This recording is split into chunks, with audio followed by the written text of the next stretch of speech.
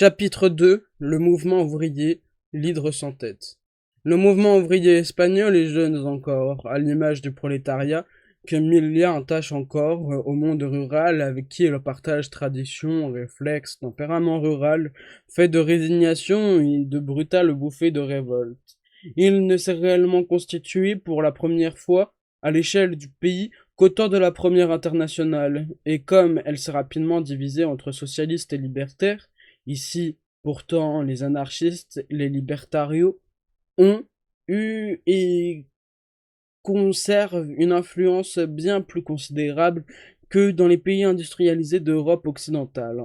En 1930, à bien des égards, la division du mouvement ouvrier espagnol reproduit l'écart qui existait au début du siècle en France entre un syndicalisme révolutionnaire combatif, partisan de l'action directe, et un mouvement socialiste réformiste et doctrinaire. À partir de 1910, en partie d'ailleurs sous l'influence des syndicalistes révolutionnaires de la CGT française, qu'ont été jetées les bases de la centrale anarcho-syndicaliste, la Confédération Nacional del Trabajo, CNT. Ses rapides progrès, sa dévotion à l'action lui ont valu, dès ses débuts, une sévère répression, et cette dernière un grand prestige. Elle a joué un rôle de premier plan lors de la grève générale insurrectionnelle de 1917. Les réformes très souples de son organisation, sa fidélité aux principes de l'action directe, son attachement à la lutte de classe répondent assez bien aux caractéristiques du prolétariat de la péninsule jeune, misérable et peu différenciée, marquée de l'empreinte de la paysannerie pauvre, sensible aux actions exemplaires de minorités agissantes, qui s'efforcent de secouer en même temps le joug de l'oppression et sa propre apathie. C'est en ce sens que l'on peut dire que la CNT, sa pérennité, son enracinement malgré tant d'avatars est typiquement espagnol, dans la mesure où l'Espagne a peu changé, où les conditions historiques qui ont marqué sa naissance demeurent à peine modifiées par les débuts de l'industrialisation et de la concentration capitaliste. Pourtant, l'Espagne, comme pour la CNT, l'histoire mondiale depuis la guerre de 1914 fournit un contexte nouveau. 1917 a été, en effet, même en même temps que l'année de la révolution russe victorieuse, celle d'une grève générale sans précédent en Espagne. L'impact de la révolution russe, l'accroissement des contradictions sociales rendent particulièrement vigoureuse en Espagne la montée de l'agitation ouvrière qui revêt en 1919, à partir de la grande grève de la canadienne en Catalogne, l'aspect d'une puissante montée révolutionnaire. Comme toutes les organisations de même type, la CNT subit profondément l'attrait de la révolution russe, témoigne du prestige que revêt la victoire bolchevique aux yeux des révolutionnaires de toute obédience. C'est qu'en Espagne, comme ailleurs, les troupes anarchistes, anarcho-syndicalistes, syndicalistes révolutionnaires, avaient grandi par opposition à la pratique d'un marxiste réformiste, euh, tentant de s'adapter au cadre démocratique et parlementaire particulièrement médiocre ici. La, la victoire de l'octobre russe redonne au marxisme son état révolutionnaire. C'est au lendemain de la grève générale, qui a suivi celle de la canadienne, au sommet de la vague de grèves de manifestations, que le congrès de la CNT, par acclamation, et dans un grand élan, qui n'était sans doute pas exempt d'arrière-pensée pour certains, décide d'adhérer provisoirement à la 3 internationale.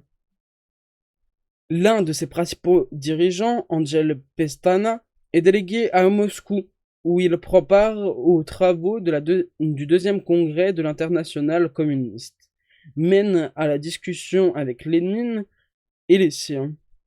En 1921, une délégation de la CNT, conduite par les Catalans Andrés Nin et Joaquim Morin, assiste au troisième congrès de l'Internationale et prend part à la fondation de l'Internationale syndicale rouge. Déjà, pourtant, la conjoncture a changé. En Espagne, même le mouvement ouvrier reflue.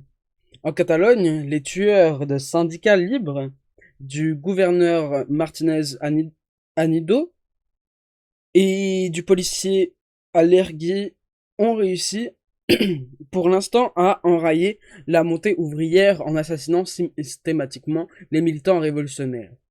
En outre, l'action des ouvriers et de paysans et des paysans depuis la révolution russe n'a dans aucun pays abouti à la victoire. Le reflux qui commence va permettre une stabilisation provisoire du capitalisme en Europe. Les difficultés de la Russie soviétique isolée, la répression par les bolcheviks contre les militants et organisations anarchistes, notamment celle de l'insurrection de Kronstadt,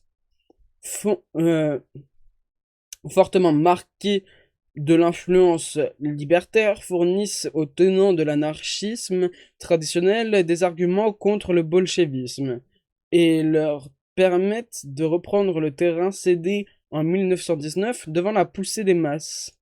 En février 1922, en l'absence de Nin, demeuré à Moscou, et de Morin emprisonné, un comité national met fin à l'adhésion provisoire de la CNT à l'Internationale communiste. En juin de la même année, la conférence de Saragosse consacre sa rupture avec l'Internationale communiste, comme avec l'Internationale syndicale rouge.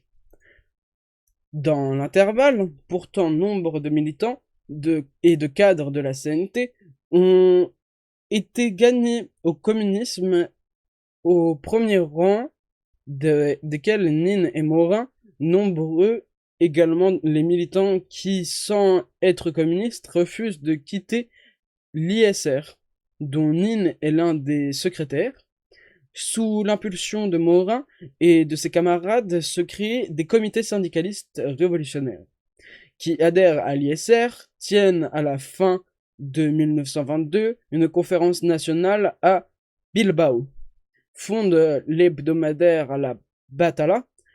Communistes et syndicalistes, communistes constituent un nouveau courant né de l'anarcho-syndicalisme, mais nourri de l'expérience russe, qui a définitivement rompu avec l'anarchisme traditionnel et suit désormais son propre chemin. Les militants des CSR adhèrent aussi bien à la CNT qu'à l'UGT, de tendance réformiste. Lutte pour conquérir la majorité dans ces deux syndicats dont ils réclament l'unification. Ils vont être systématiquement exclus de l'un comme de l'autre. Un courant très proche de celui des syndicalistes communistes commence cependant à s'exprimer dans la CNT autour des plus populaires dirigeants de la Catalogue, Salvatore Segui. Ce dernier, d'origine anarchiste, s'est imposé comme un dirigeant ouvrier de premier plan au cours des grèves de 1919 et peut être qualifié de véritable syndicaliste révolutionnaire. En 1922, à la conférence de Saragosse, il s'est rangé parmi les partisans de la rupture avec l'ISR, mais avec des arguments particuliers. Il se réfugie en effet à la condamnation traditionnelle chez les anarchistes de la politique, et il n'hésite pas à se prononcer en 1919 pour la prise du pouvoir. À Saragosse, il inspire à l'adoption d'une révolution politique dirigée contre les traditionnels tabous anarchistes, très préoccupés par le problème de l'unité ouvrière, il recherche systématiquement l'unité d'action avec l'UGT. Et un communisme comme Nin, son ami personnel, pense qu'il se rapproche du communisme. Mais cet organisateur hors pair, ce combattant ouvrier très populaire, est aussi la bête noire du patronat. Il est assassiné au moment où il vient d'arracher la conclusion contre la répression d'un accord entre CNT et UGT par les pistoleros de Martínez Anedo. Avec lui, disparaît pour plusieurs années au moins la possibilité de voir arriver à la tête de la CNT un courant syndicaliste révolutionnaire en pleine évolution, rompant nettement avec l'anarchisme pur. Pratiquement hors la loi, à partir de 1923 et des débuts de la dictature, la CNT connaît pendant plusieurs années une crise chronique entre des anarchistes traditionnels et une direction nationale de tendance syndicaliste péniblement reconstituée en 1927. Se situe dans ces années de clandestinité le petit groupe activiste, les Solidario, animé par Juan García Olivier, Francisco Ascaso, Buenaventura Di Ruti, que leur adversaire traite d'anarcho-bolcheviques, parce qu'ils reprennent l'idée de prise du pouvoir, défendent celle d'une dictature, et même d'une armée révolutionnaire qu'ils estiment nécessaire. Surtout à partir de 1927, on assiste à la constitution totalement clandestine au sein de la CNT, et à partir de ses propres organisations de la toute-puissance et très secrète FAI, Fédération Anarquista Ibérica, qui entreprend la conquête systématique de la centrale syndicale dont elle veut faire l'instrument de sa politique putschiste.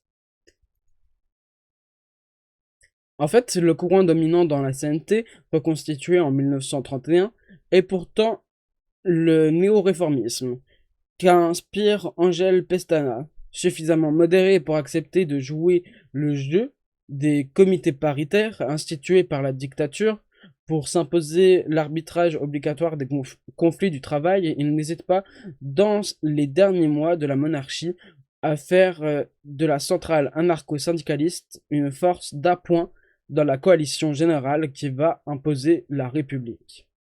2 représentants de la CNT siègent en tant qu'observateurs à la conférence de Saint-Sébastien en août 1930 et promettent leur soutien aux républicains et aux socialistes en échange de l'assurance du rétablissement de la liberté d'organisation et de promulgation d'une amnistie générale.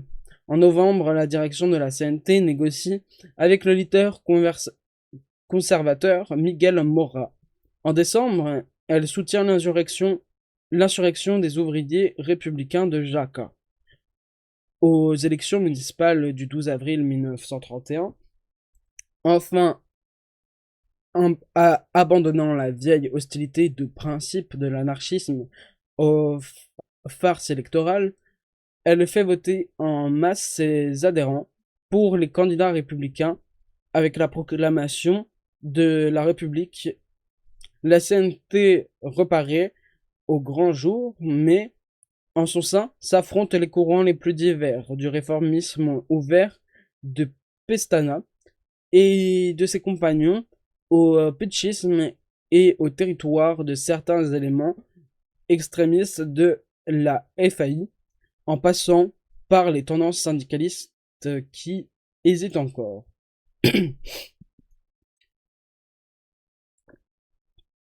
Le courant marxiste, qui a lui aussi été profondément secoué par les événements mondiaux survenus depuis 1917 dans le Parti socialiste ouvrier espagnol PSOE, fondé par Pablo Iglesias sur le modèle guesdiste, apparaît au lendemain de la Révolution russe une aile gauche favorable à l'adhésion du parti à l'internationale communiste. Un pas que les jeunes socialistes avec Juan Andrade et Luis Portela franchissent les premières en fondant en avril 1920 le Parti communiste espagnol. Le Parti socialiste subira la scission un peu plus tard, en avril 1921, quand sa majorité décide de refuser les 20 et 21 conditions d'adhésion à l'ICE. La minorité fonde alors le Parti communiste ouvrier espagnol qui fusionnera avec le PCE sous la pression de l'international. Cette fusion est acquise en 1923, mais trop tard pour que le jeune parti puisse jouer le rôle que lui assignaient ses fondateurs.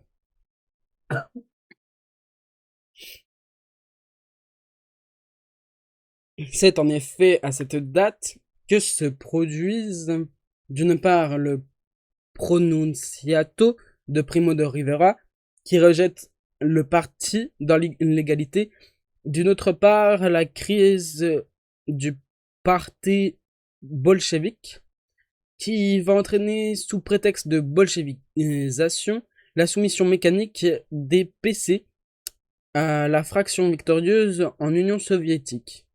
Le parti perd l'un de ses fondateurs, Oscar Pérez Solís, qui finira phalangiste, et bien que des militants, quoi qu'ils réussissent en 1927 à gagner un groupe important de militants de la CNT à Séville, avec Manuel Adam et José Diaz, il ne cesse de s'affaiblir tant sous les coups d'une répression systématique que sous les effets de sa propre politique et notamment des exclusions exigées par la direction de l'Internationale dont l'emprise est favorisée par les conditions précaires de l'action clandestine. Lors de la proclamation de la République, le Parti communiste officiel ne compte guère plus de 800 membres dans l'ensemble du pays. Derrière des responsables qui sont des militants de fraîche date et ont été préférés à cause de leur docilité aux directives venues de Moscou aux survivants de la vieille garde. Des pans entiers du parti ont été exclus, de fait, sans même que des raisons en soient données, ni les vrais motifs élucidés. Il est ainsi de la Fédération Catalo-Baléare que dirigent Morin et Arlandis de l'Agrupación Madrinière de Luis Portega, de la Progression de Valence, de la Fédération austrienne, toutes animées par des hommes qui sont beaucoup plus connus comme dirigeants ouvriers que les dirigeants du parti officiel. Andrés Nin lui-même revient en Espagne en 1930, l'ancien secrétaire de la CNT, puis de l'ISR, est lié à l'opposition de gauche russe, membre de sa commission internationale, ami personnel de Trotsky, avec d'autres militants, notamment Juan Andrade et Henri Lacroix, qui ont suivi de leur côté le même itinéraire. Il va s'employer à construire en Espagne l'opposition communiste de gauche, tout en cherchant les voies d'un accord avec Morin pour l'unification des groupes communistes d'opposition. Dans les rangs communistes, les réactions à la proclamation de la République sont également très diverses. Le PC officiel reçoit la consigne de lancer le mot d'ordre, en ouverture des guillemets, à bas la République bourgeoise, le pouvoir aux soviets, fermeture des guillemets. Alors qu'il n'existe pas en Espagne, quoi qu'en dise la Pravada, l'ombre d'un soviet ou d'un organisme semblable. Morin, qui reconnaît sans difficulté l'influence exercée sur lui à cette époque par Boukharine et les communistes de droite, et Nin lié nous l'avons vu à Trotsky, appelle au contraire à la lutte pour la réalisation des mots d'ordre de la révolution démocratique, dont ils estiment que les travailleurs seuls peuvent les arracher, et que leur conquête constitue un élément primordial dans la lutte pour la révolution socialiste. Les deux hommes, pourtant, s'opposent à propos de la question nationale. Également catalan, partisan de l'autodétermination, Andrés Nin n'approuve pas pour autant la prise de position de Morin et de son organisation en faveur de l'indépendance de la Catalogne, en leur reproche leur reproche leur collaboration étroite avec la petite bourgeoisie catalaniste. Comme dans les autres pays, la scission qui a suivi la fondation de l'Internationale communiste a entraîné un peu plus à droite l'Espagne, le Parti socialiste, qui avait réfuté en 1921 les 21 conditions d'admission de l'Internationale communiste, le PSOE et la centrale syndicaliste qui contrôle l'Union générale de Trabajadores se sont prononcés en 1923 pour une collaboration avec la dictature et a accepté les avances de Primo de Rivera. Le secrétaire général de l'UGT, Francisco Largo Caballero, est même devenu conseiller de l'État. L'UGT a systématiquement utilisé pendant la dictature des institutions de collaboration comme le comité paritaire pour faire son implantation au détriment de celle de la CNT persécutée et désunie. Résolument réformiste, partisan de la collaboration de classe sous la dictature de Primo de Rivera, les socialistes le sont fortiori à partir de la proclamation de la République. L'un des leurs, Indalecio Prieto, a été l'un des animateurs du regroupement de l'opposition à la dictature, puis à la monarchie. L'un des principaux organisateurs de la conférence de Saint-Sébastien, la présence au gouvernement provisoire de ministres socialistes, constitue pour le nouveau régime une couverture sur sa gauche, une protection contre les aspirations impatientes des masses ouvrières et paysannes, en même temps qu'une promesse de réformes profondes et de lois sociales susceptibles de satisfaire quelques-unes des revendications les plus pressantes. Il serait erroné pourtant de ne voir en lui qu'une force d'ordre. Sa politique réformiste n'est forte que d'illusions des travailleurs à l'égard du nouveau régime, mais aussi de la peur qu'ils peuvent temporairement inspirer à une oligarchie inquiète. La vérité est que la proclamation de la République ouvre la voie des revendications ouvrières et paysannes que les classes au pouvoir ne sont pas capables de satisfaire. À terme, c'est la révolution qui est à l'ordre du jour. Le problème est de savoir si pourra s'organiser l'Espagne la force révolutionnaire nécessaire à sa victoire. Les éléments en existent partout, dans l'UGT comme la CNT, dans les rangs des faïstes, comme des syndicalistes chez les communistes, officiels ou non, dans les jeunes couches qui s'éveillent à la vie politique et rejoignent telle ou telle formation politique ou syndicale. Comment construire le cadre qui permettra de les rassembler? Tel est l'objet de la discussion qui se mène entre communistes, entre Morin et Nin à Barcelone, entre Nin et Trotsky, par lettres dans un cercle encore réduit de militants qui n'ont pour l'instant comme arme que l'expérience des révolutions du XXe, victorieuses ou vaincues, et la conviction que l'heure de la révolution en prolétarienne approche en Espagne de façon inéluctable.